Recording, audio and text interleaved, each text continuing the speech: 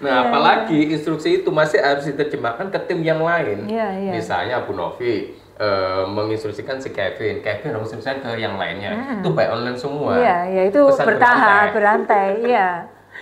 Si Kevin menerima instruksi Bu Novi kapasitasnya 7%. Si Kevin karena kapasitas yang diterima 7% menerjemahkan ke tim yang lainnya tinggal 30%. Ya kan? Oke. Nah, itu ada kendala-kendala terkait dengan komunikasi yang sebenarnya tuh paling krusial ketika work from anywhere. Betul.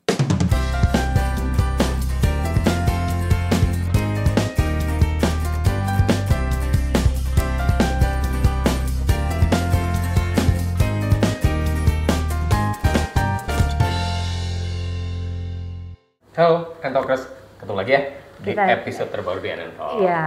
Kita lagi ngobrol-ngobrol santai, Bu Novi ya. Iya, kita ngobrol-ngobrol santai setelah merayakan Idul Fitri. Ya udah lama setelah merayakan Idul Fitri. Masih Syawal lah. Iya, masih Syawal. Oke. Gimana liburan Idul Fitrinya?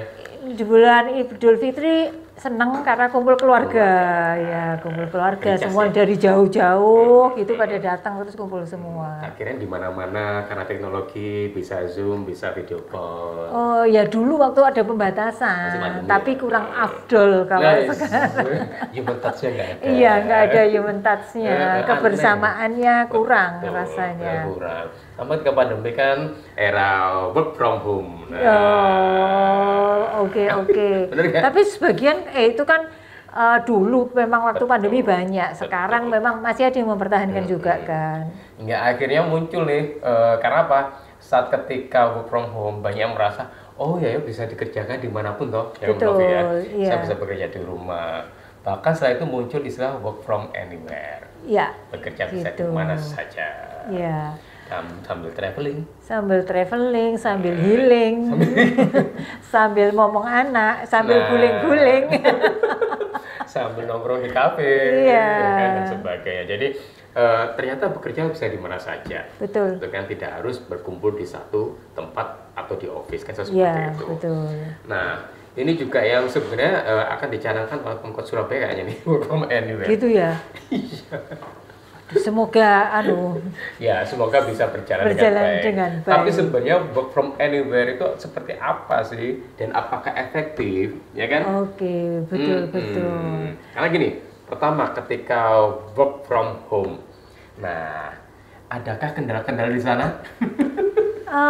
Ada ketika pandemi, ketika kita nggak boleh berkumpul di satu ruangan banyak orang, di mana biasanya kantor kan seperti itu, terus kemudian kita nggak boleh bepergian kemana-mana, nggak bisa meeting klien dan sebagainya, benar-benar dibatasi ya mau nggak mau waktu itu kondisi kita terima.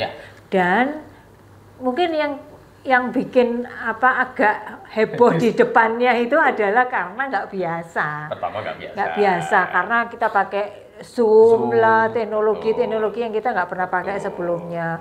Terus laporan biasanya masih manual gitu. Sekarang sudah yang tulis-tulis sudah nggak kepake, gitu kan. Terus kayak kehadiran kerja itu kan. Dulu pakai ceklok kayak gitu kan. Sehingga kemudian ketika ini kalau orang kerja dari rumah gimana dong hitungnya? Kehadirannya bagaimana ngitungnya? Jam kerjanya gimana nih? Jam kerjanya gimana gitu. Ada di kantor yang saat itu pokoknya jam 9 harus buka Zoom untuk store muka. Ya itu cara absen ya. Jadi store muka doang kan gitu. Saya tutup lagi nanti jam 12 lagi, jam 15 lagi, terus sore lagi. Ya itu masih awal adaptasi lah ketika belum tahu ini gimana caranya. Karena waktu itu memang teman-teman di HR itu setengah mati lah ngatur kerjaan supaya tetap beres. Dan gitu. ada kendala lainnya, ya kan? Yang tidak punya jaringan internet di rumah yang punya wifi. Iya, betul. Pakai data. Itu sama kan orang tua kerja di rumah, anak sekolah dari rumah. Royoan. Terus dulu pakai alatnya kantor, pakai komputernya kantor. Di rumah nggak ada laptop, nggak ada sarana. Anak sekolah dulu pakai buku pelajaran nulis-nulis. Sekarang pakai handphone. Nah, sudah. Iya, anak dulu nggak perlu pakai handphone karena masih kecil ya SD. Terus habis gitu Untuk nge-zoom pakai apa kalau nggak ada laptop? Ya pakai handphone. Sampai sekarang banyak anak yang gadget freak karena kebiasaan itu kan. Iya. Nah, jadi ternyata kan sebenarnya banyak hal kendala-kendalanya kan gitu ketika melakukan work from home ya kan. Peralatan nggak ada. Betul. Jaringan tadi itu. Nah, kemudian kalaupun ada jaringan internet bisa jadi ini Indonesia loh ya, ini Indonesia. Iya. Tidak semua lokasi jaringannya itu kenceng atau lancar atau stabil, ya kan. Ketika kemarin work from home pun juga ngirim data pun kadang lamanya minta ampun. Betul. Begitu lama di tengah jalan, korap kan gitu.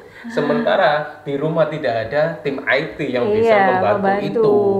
Gitu. Nah, heboh lagi. bete. Laptopnya dibanting.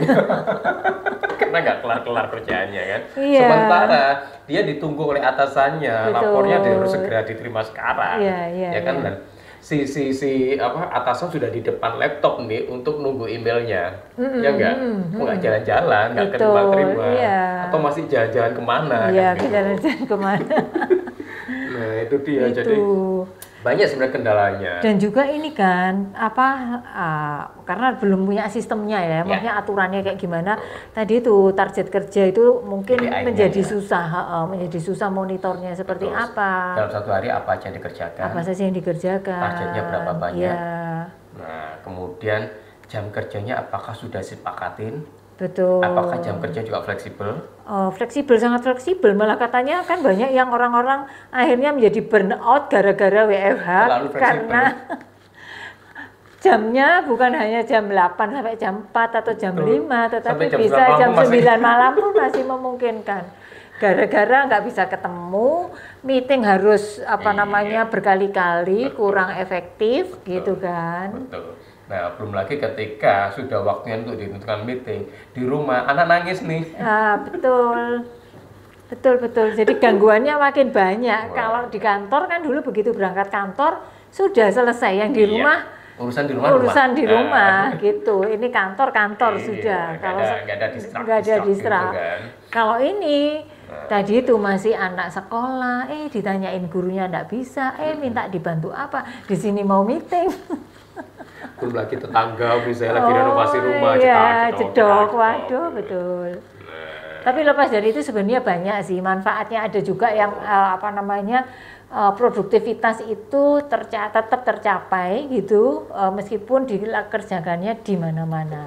Nah, begitu. Sebenarnya kan mirip-mirip kan work from home dengan work from anywhere kan gitu loh. Cuman bukan lagi hanya sekedar di rumah.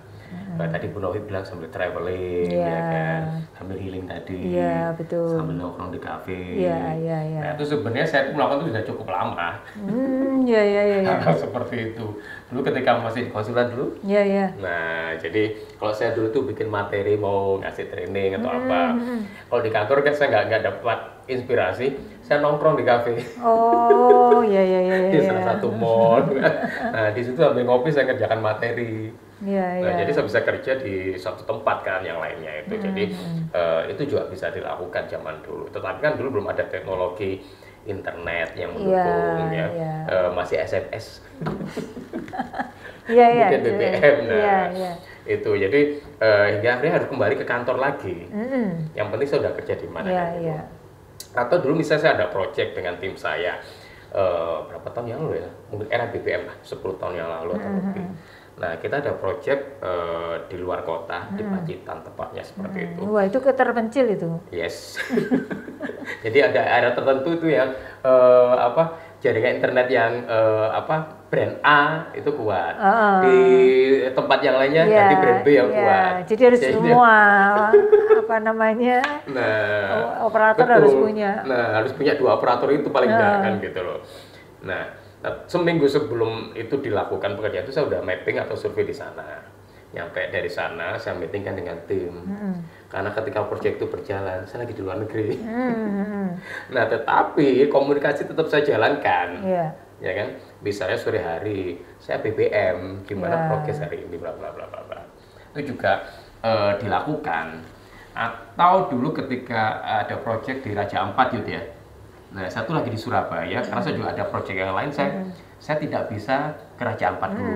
Saya tuh nyusul 2 hari kemudian ya. Nah, selama 2 hari itu saya intens video call ketika sore, ya kan? Saya harus lihat wajahnya dulu, terus progres hari tadi apa yang dikerjakan, kendalanya apa dan sebagainya. Karena saya nggak ada di sana, Bro. Nah, komunikasi itu ketika WFA, work from anywhere, itu juga harus dilakukan. Betul, harus intensif. Harus intens dan memastikan. Betul, dan ditentukan jam berapa harus meeting. Nah, jadi misalnya pagi sampai sore anak pasti di lapangan pagi sampai sore. After itu berarti saya meeting, saya kasih tahu anak-anak misalnya saya WA dulu nanti jam 4 sore waktu Surabaya, waktu Indonesia Barat. Ya. Kan saya Indonesia Timur kan. Nah, kita meeting berarti di sana jam 6. Ya, karena mau jalan 2 jam. Nah, itu yang disepakati selama 2 hari itu. Atau kalaupun ada kendala di lapangan, tolong segera lapor ke saya. Ya kan? Ya, itu mekanisme yang diciptakan. Mekanisme yang diciptakan. Tetapi work from anywhere atau work from home, komunikasi yang bagus itu yang kadang jadi kendala. Ya nggak benar? Iya. Nah, sehingga komunikasi itu ada bariernya. Tadi ada itu jaringan internet, video call, bla bla bla kan gitu. Nah, itu tuh yang harus dipikirkan. Kemudian juga ketika WFA lagi itu, nah infrastrukturnya dari SDM-nya atau karyawannya siapakah nyiapkan? Apakah perusahaan ataukah pribadi? Ya, kalau dia tercatat sebagai karyawan perusahaan A, biasanya si perusahaan yang menyiapkan. Ketika itu dibawa pulang dan kemana-mana, bagaimanakah pengamanannya? Iya, data yang dibawa. Baik itu peralatannya, entah itu laptopnya, atau gadget yang lain, maupun data-datanya. Betul. Ya kan? Jangan sampai kemudian ini kan barang dari perusahaan nih, ya kan? Tetapi lebih banyak digunakan untuk kepentingan pribadi daripada perusahaan. Ya. Kan bisa aja, ya kan? Betul. Bener nggak? Nah, itu fungsi kontrolnya seperti apa? Terus kalau ada kerusakan terkait dengan peralatan yang sudah disiapkan oleh perusahaan itu, nah itu kerusakan karena bekerja untuk kepentingan perusahaan atau pribadi. Nah, terus tanggung jawab siapa? Ya, itu karena juga mungkin itu tadi outputnya tadi itu, maksudnya kita harus bisa memperhitungkan dengan waktu sekian, maka sebenarnya output apa yang diharapkan. Sehingga tadi itu memastikan bahwa di jam-jam yang kita harapkan dia efektif bekerja untuk kita, dia juga akan deliver hasil kerjanya dengan baik gitu ya. Dan peralatan tadi itu belum pengamanannya seperti apa, ya kan? Kalau misalnya di rumah kemudian terjadi kehilangan, tanggung jawab siapa? Sebenarnya tanggung jawab bukan terhadap gadgetnya aja, tapi juga data-datanya itu. Iya. Ini juga harus dipikirkan. Nah, selain tadi itu jaring internet pasti. Nah, kemudian ada nggak disepakati jam kerja, misalnya, oke, jam kerja kita walaupun work from anywhere ada sampai jam sekian. Jadi misalnya jam 7 malam jam istirahat, jangan diganggu lah kan gitu loh. Bukan juga kemudian jamnya sangat fleksibel. Sebenarnya itu bisa dilakukan karena pertama dan juga yang paling penting sebenarnya adalah etos kerjanya sih. Iya, kita karena itu kan masih banyak yang bekerja itu kalau diawasi gitu ya. Mau dibilang masih banyak ya yang tidak seperti itu juga ada juga gitu. Tetapi sebagian besar yang saya amati ya masih itu tadi, tanggung jawab terhadap pekerjaan, tanggung jawab pribadi terhadap pekerjaannya itu kadang itu masih kurang, sehingga mau nggak mau harus masih diawasi kayak gitu. Kemarin saya juga liburan sih sebenarnya ke Lombok sebelum puasa. Nah, sambil liburan saya juga masih kerja kok, nge-review kerjaan dan sebagainya. Nah, itu ada bagian dari tanggung jawab walaupun saya liburan kan. Betul. Atau kemarin ketika di Labuan Bajo, saya buka laptop kerja nge-review, saya kirim. Dan bagi saya itu hanya butuh waktu 1 jam tok, saya jalan lagi. Ya enggak? Betul. Nah, karena sudah punya etos kerja yang bagus dan tanggung jawab kerjaan yang bagus itu. Kemudian kecepatan kerja. Nah, jadi Anda mau kemana pun nggak masalah, asal tadi itu pertama etos kerja udah bagus. Kemudian lokasi Anda bekerja itu internetnya juga jaringannya kencang. Iya, betul. Ya kan? Terus disepakati nih kapan jam untuk meeting secara online. Kemudian review pekerjaan, dikirim balik feedbacknya atau reviewnya kapan. Nah, kemudian jamnya jam berapa. untuk masa bekerjanya, jangan sampai kemudian jam istirahat juga masih diteror kan gitu loh. Nah, itu yang harus disiapkan. Ya, paling basic sih sebenarnya tadi itu mekanismenya ya, karena orang harus yang tadi itu mengatasi yang etos-etos kerja yang itu tadi, itu juga mekanismenya harus jelas, sehingga ya sudah kita melakukan berdasarkan sistem atau aturannya itu. Ya orang dimasukkan ke sistem lah tadi itu, yang mau etos kerjanya mau lemot, mau yang satunya bersemangat, ya itu diatur oleh sistem. Terus supaya kemudian juga fair dan jelas pertanggungjawabannya itu tadi, reportnya yang disepakati seperti apa dan ke siapa. Ya, kepada siapa itu harus ada, sehingga kalau kita mau negur, mau memberikan penilaian apakah pekerjaannya beres atau enggak sesuai dengan yang diharapkan, sesuai misalnya target kinerjanya, kita bisa review dari sana gitu. Betul. Kan. Karena mereview pekerjaan ketika kita berkumpul di satu tempat dengan yang di luar itu akan berbeda. Betul, ya. Karena di satu tempat kan bisa waktu-waktu kita bisa langsung mereview kan. Nah, kalau yang from anywhere itu, nah itu juga tidak mudah kan gitu loh. Ada satu lagi faktor trust atau kepercayaan dari yang atas atau dari manajemen kepada tim gitu, itu sangat penting karena itu tadi, kalau enggak kita akan bawaannya curiga terus. Iya, atasannya burn out malah. Bawaannya tuh curiga terus, iki bener tak genah gak gitu ya tadi, alatnya digawa genah nggak dipakai kita sendiri atau dipakai untuk yang lainnya, terus dia ini ditinggal tidur tak apa ya guys, kayak gitu-gitulah gitu. Jadi itu trust tadi itu menjadi faktor yang sangat penting. Apalagi kalau misalnya dia paham bahwa nggak punya etos kerja yang bagus, makin stres lagi. Makin stres, ya. Ya kan seperti itu juga kadang orang-orang yang menerima instruksi itu tidak terlalu baik gitu. Betul. Ya, pemahamannya tidak terlalu baik. Ketika kemudian dia ini mengerjakan dan keliru, itu kan reviewnya bisa berkali-kali. Kalau misalnya kita ketemu langsung, itu sebenarnya bisa langsung kan, proses reviewnya bisa begitu. Tapi kalau ini kan reviewnya jadinya harus berkali-kali karena kesalahan menerjemahkan pesan. Kalau di kantor bersama-sama, ini nggak ngerti ya, ini nggak ngerti ini gimana maksudnya gitu. Kalau ini kan gimana, dia harus paling nggak memecahkan masalahnya sendiri. Ingat ya, bahasa chatting dengan bahasa verbal yang online dan bahasa verbal yang langsung ketemu, itu bisa beda penangkapannya. Iya, betul. Ya kan? Bahasa chatting itu walaupun sudah detail, panjang, lebar dan sebagainya, penangkapannya juga kadang masih salah, kadang sering. Iya. Kemudian bahasa verbal kan diarahkan secara langsung lewat komunikasi kan. Nah, ketika via online pun karena nggak ada gesture yang jelas dan kemudian ekspresi yang jelas, antara ekspresi meyakinkan dan tidak meyakinkan pun juga bias kalau secara online kan. Nah, itu juga hingga akhirnya penangkapan juga tidak bisa 100%. Iya. Wong ketemu seperti ini aja nggak bisa 100%. Salah. Nah, apalagi instruksi itu masih harus diterjemahkan ke tim yang lain. Misalnya Bu Novi menginstruksikan si Kevin menginstruksikan ke yang lainnya. Itu by online semua. Iya, itu bertahap, berantai. Iya. Si Kevin menerima instruksi Bu Novi kapasitasnya 7%. Si Kevin karena kapasitas yang diterima 7% menerjemahkan ke tim yang lainnya tinggal 3%. Ya kan? Nah, itu adalah kendala-kendala terkait dengan komunikasi yang sebenarnya itu paling krusial ketika work from anywhere. Betul. Jadi berarti kalau mau menerapkan itu yang pertama harus diperhatikan yaitu tadi ya mungkin bisa trial dulu. Betul. Gitu ya, monitoringnya disepakati paling enggak ya sebelum jalan tuh infrastrukturnya harus siap lah. Terus kemudian tadi itu sambil trial dievaluasi seberapa keberhasilannya, karena jangan sampai memang memudahkan tapi karena kita belum siap, orang-orang yang melaksanakan belum siap, akhirnya jeblok. Apalagi misalnya tugas-tugas yang harus pelayanan langsung kepada pelanggan. Itu kan enggak bisa seperti itu gitu ya. Terus ya pekerjaan yang misalnya kayak di rumah sakit, di produksi yang kayak gitu-gitu, itu masih belum bisa dilakukan seperti itu. Beberapa fungsi kalau sifatnya kalau yang sifatnya administratif mungkin ya. Jadi gitu.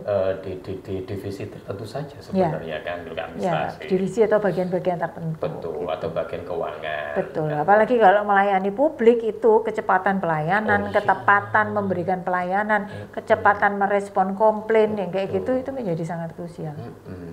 Itu sehingga yang namanya untuk menyelesaikan masalah ketika terkait dengan pelayanan kan nomor 1 jangan sampai ketika customer komplain jadi kemana-mana. Iya, iya. Itu. Oke. Jadi work from anywhere sebenarnya bisa dilakukan, ya. Asal tadi itu sudah disiapkan semuanya itu, ya kan. Dan ya itu kalau ada punya etos kerja yang bagus sih nggak apa-apa. Tapi kalau tidak ya janganlah kan gitu. Ya. Dan tadi seperti Bu Novi bilang perlu trial dulu lah, bisa selama 1 bulan sambil dievaluasi kan seperti apa.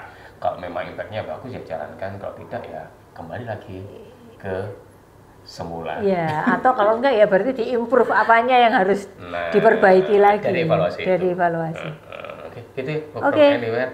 Ya. Nah, jadi Anda bisa melakukan sih kemana-mana, tapi dengan syarat-syarat yang sudah disebutkan tadi. Ya, Bu Novi. Iya. Oke, itu Entokers. Jadi jangan lupa untuk like, komen, dan share ya Bu Novi. Ya. Dan jangan lupa kalau belum subscribe silakan subscribe dan bunyikan loncengnya sehingga kalau ada update materi-materi yang terbaru Anda bisa mendapatkan notice. Iya. Jadi itu sih, sampai jumpa lagi di episode berikutnya dengan narasumber-narasumber yang juga inspiring Bu Novi ya. Iya. Dengan pengalamannya bisa di-share experience-nya atau topik kami berdua. Sampai jumpa ya.